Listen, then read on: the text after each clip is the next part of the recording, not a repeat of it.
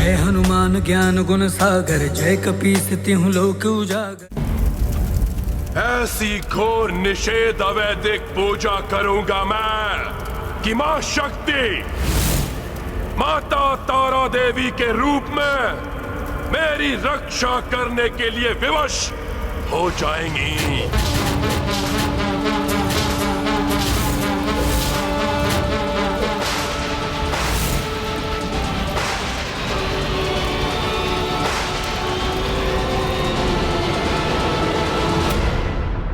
मां तारा देवी, आपके दर्शन का इच्छुक है ये भक्त, इच्छुक है ये भक्त, इच्छुक है ये भक्त।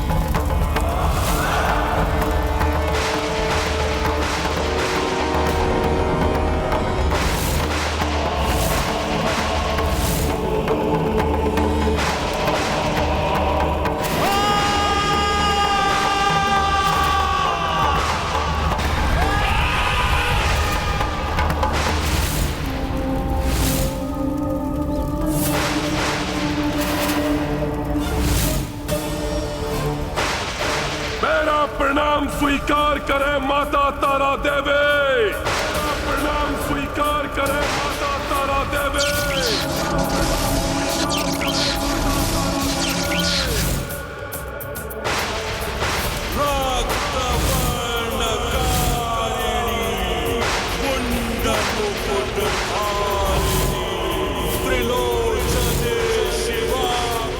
भयंकर प्रकृति थर्रा उठी है इस निषिद्ध पूजा के प्रभाव से।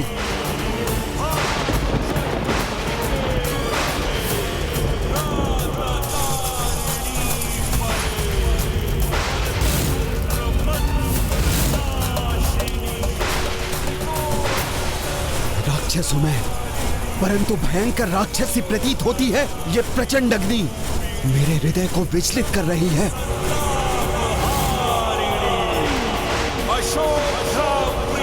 ऐसा प्रतीत हो रहा है जैसे कोई मायावी महाशक्ति जागृत हो, अपना रोष हुंकार प्रारंभ कर रही है।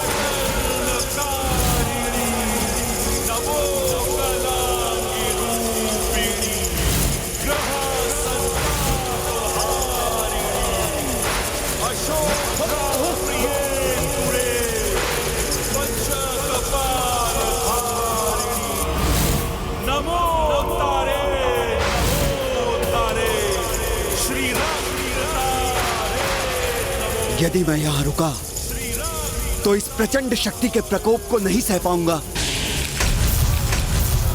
मेरा यहाँ से जाना ही उचित होगा।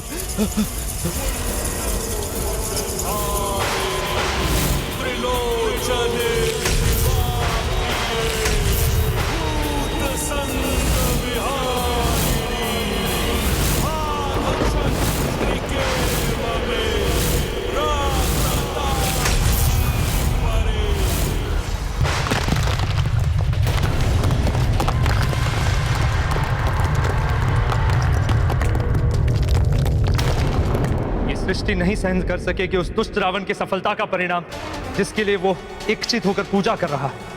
हाँ देवराज, संसार को घोर अनिष्ट से बचाने के लिए, रावण को रोकने के लिए, प्रभु श्री राम के धर्म और मर्यादा की सेवा के लिए हमें शीघ्र ही उनकी सेवा में उपस्थित होना चाहिए। ये कैसा भूकंपन है? कहीं किसी संकट का संकेत तो नहीं? कहीं पुनः कुंभकर्ण की भांति किसी महादानव को भेज रहा है रावण, जिसके पग धरते ही धरती कंपित हो उठी है।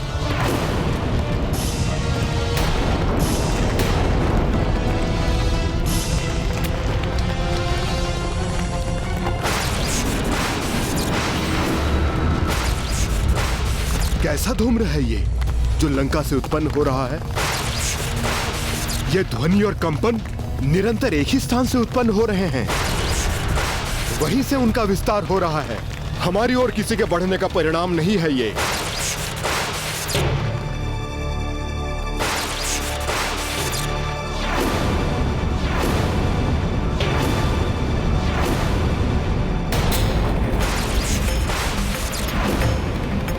क्या वो पुनः किसी मायावी शक्ति को प्राप्त करने का प्रयास कर रहा है? दुर्जय शक्ति की साधना कर रहा है वो। अत्यंत भयंकर निषिद्ध पूजा कर माता तारा देवी की कृपा दृष्टि और उनका सहयोग प्राप्त करने के लिए प्रयत्नशील है रावण। प्रणाम देवगण। विजय भव।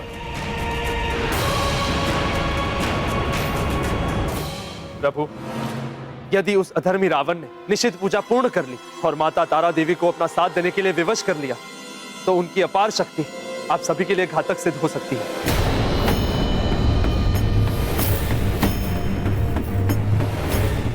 रावण एक अत्यधिक बलशाली योद्धा है। माता तारा की अवैधिक पूजा पूर्ण कर वो अपराजेय बन जाएगा। माता तारा देवी की शक्ति के संयोग से उनकी छत्र छाया पाकर किसी भी अस्त्र व शस्त्र का उस पर कोई भी प्रभाव नहीं होगा। अपराजय हो जाएगा वो, किसी भी शस्त्र का प्रभाव नहीं पड़ेगा उस पर। फिर कैसे विजय प्राप्त करेंगे हम रावण पर?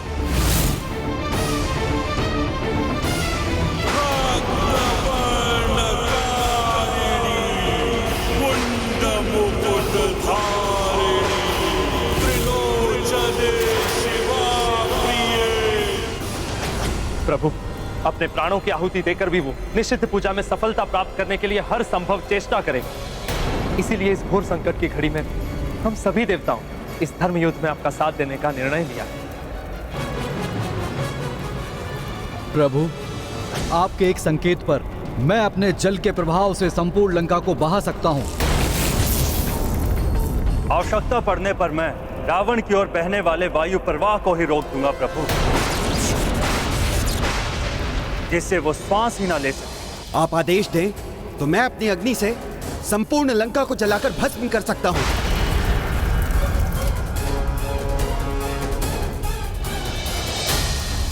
मैं अपने वज्र प्रहार से रावण को कोई भी अस्त्र उठाने के योग्य ही नहीं रहने दूंगा।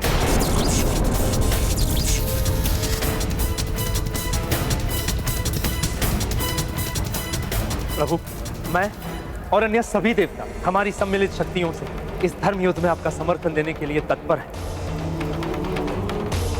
हमारा समर्थन स्वीकार कीजिए प्रभु।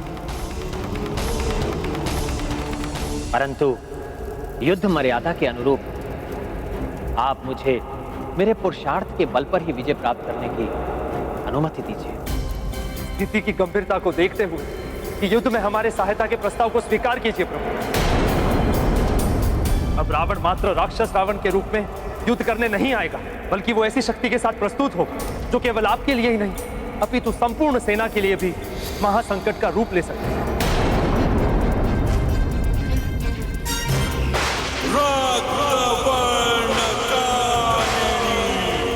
ज्ञान क्षमता, युद्ध कौशल और पराक्रम यदि कल्याणकारी कार्यों के लिए ना किया जाए तो उनका कोई लाभ नहीं है। महायोद्धा महाज्ञानी है रावण, परंतु अहंकार वश अपना विवेक खोकर मूर्ख ज्ञानी के समान व्यवहार कर रहा है। नारी का अपमान अत्यंत निकृष्ट कृत्य है जो उसने किया है और अपनी ही रक्षा के लिए नारी शक्ति का ही आवाहन कर रहा है। और वो भी आवेदिक वाम मंत्रों से। हाँ नाथ, वाम पूजा भी पूजा का एक ऐसा विधान है जिसमें ईश्वर को विवश कर उनकी अनिच्छा होने पर भी उनकी सहायता ली जाती है। देवेश्वरी, परंतु ऐसी पूजा करने वाला ये भूल जाता है कि जो ईश्वर की अनिच्छा से होता है उसका फल कभी सुखद नहीं होता। नाथ, यदि रावण का आवाहन अपने चरम पर पहुंच गया तो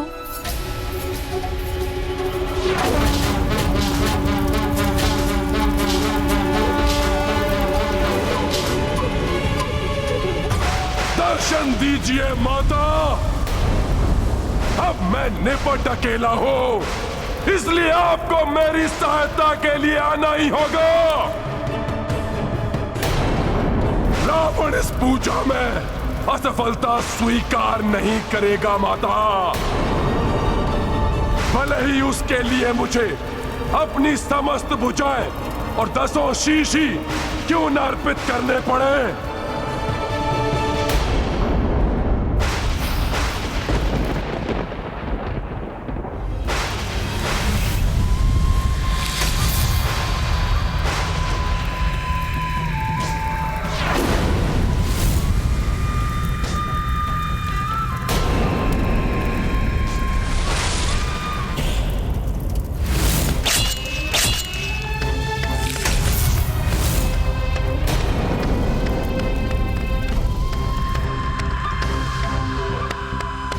नारायण नारायण, प्रतीत होता है आज रावण को रोकना असंभव है। हाँ प्रभु, अवैदिक पूजा के 2 ही परिणाम होते हैं, या तो साधक अपने प्राण त्याग देता है या वो अजेय हो जाता है। यदि रावण ऐसा करने में सफल हुआ तो आपको हमारी सहायता की आवश्यकता होगी। मुझे क्षमा करें देवगण, मैं मर्यादा और धर्म के पथ से नहीं हट सकता।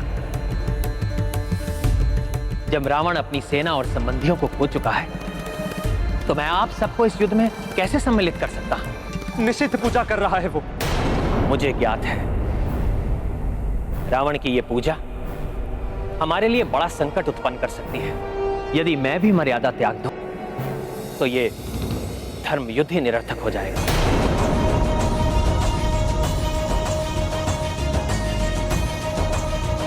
प्रभु, आप मर्यादा पुरुषोत्तम हैं। आप युद्ध भी मर्यादा की परिधि में रहकर ही करेंगे, इसलिए हम सब आपको बाध्य नहीं कर सकते। हाँ प्रभु, धर्म और मर्यादा के प्रतीक हैं, हम आपके निर्णय का आदर करते हैं, परंतु आवश्यकता पड़ने पर आपके स्मरण मात्र से हम आपकी सहायता के लिए प्रस्तुत हो जाएंगे। मैं आपका आभारी हूं देवगण, परंतु मैं अपने धर्म से कभी पीछे नहीं हटूंगा। मुझे आप सबकी सहायता नहीं, आपका आशीष चाहिए कि इस धर्म युद्ध में हम विजयी हों।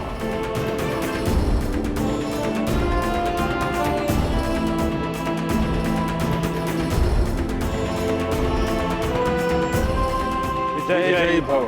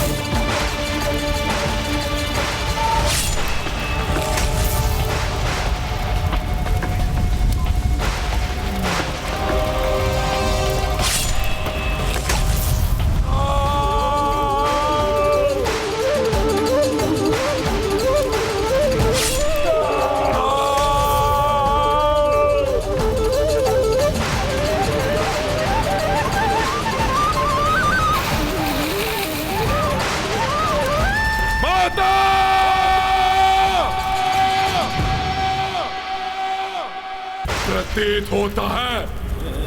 क्या आप अब भी प्रसन्न नहीं है मुझसे? परंतु कोई नहीं, अब भी आपको चढ़ाने के लिए 10 शीश है मेरे पास।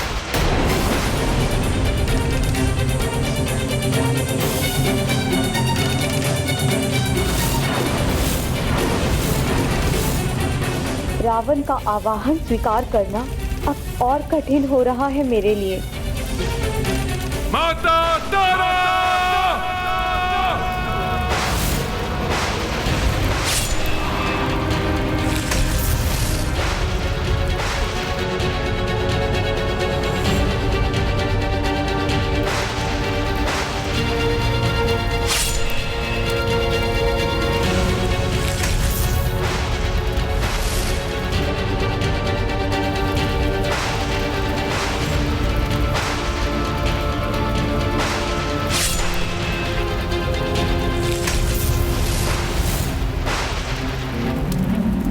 लीजिए माता, रावण अपने शीश आपको भेंट कर रहा है।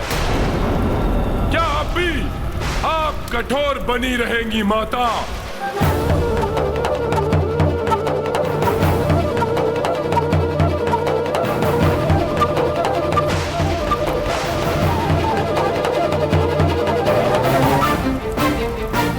अब स्वयं को रोक पाना कठिन हो रहा है मेरे लिए। निष्ठुर, पाषाण हृदय है क्या आपका माता? प्रेम, दया, वात्सल्य का लेप मात्र नहीं है माता? दर्शन नहीं देंगी क्या मुझे? तो सुनिए माता, रावण भी नहीं रुकेगा आज। दीर्घ संकल्प है मेरा। यदि आपके दर्शन करने का मनोरथ पूर्ण नहीं हुआ मेरा, तो अपना अंतिम शीश और अपने प्राण भी आपके चरणों में समर्पित कर दूंगा माता। समर्पित कर दूंगा मैं। क्या वास्तव में रावण इस पूजा के पश्चात इतना शक्तिशाली हो जाएगा कि जिसकी कल्पना ने देवताओं को चिंता में डाल दिया है? देवताओं की चिंता से भी हमें भयभीत नहीं होना चाहिए। कितना भी बलशाली हो जाए वो रावण प्रभु, आपकी वानर सेना उसके लिए पर्याप्त है।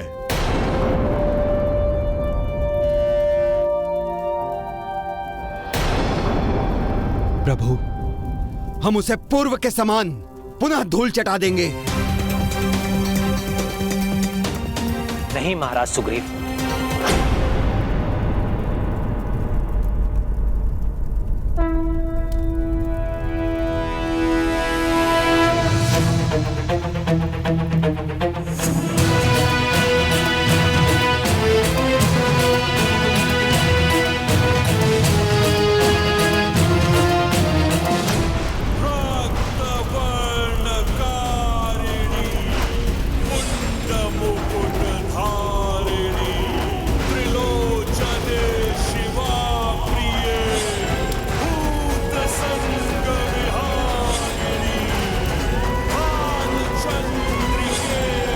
दुष्ट रावण के सफल होने की संभावना बढ़ गई है। उसके इस कृत्य से माता तारा देवी विवश होने के लिए बाध्य हो सकती है।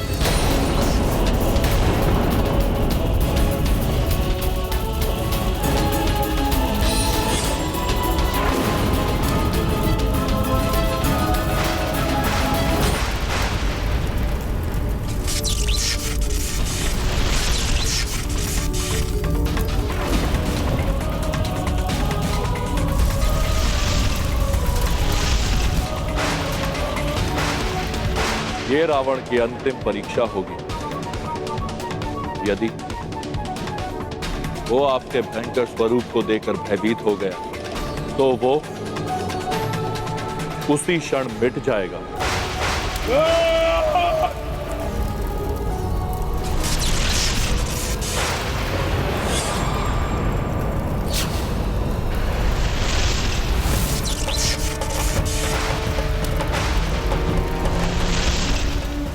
निषिद्ध पूजा कर क्यों आवाहन किया मेरा?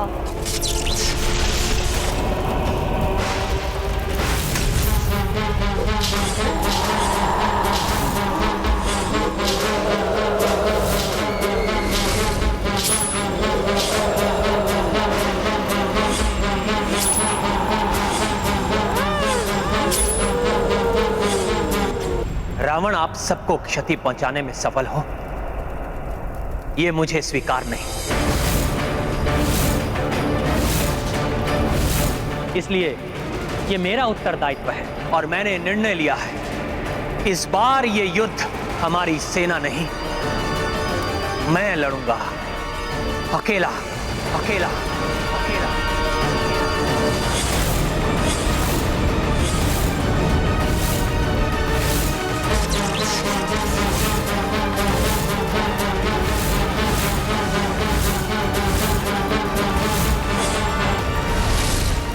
धर्म पथ पर चलने वाले अवसर मिलने पर भी अनुचित लाभ नहीं उठाते और अधर्मी अपने स्वार्थ के लिए ईश्वर को भी विवश करने से नहीं घबराते।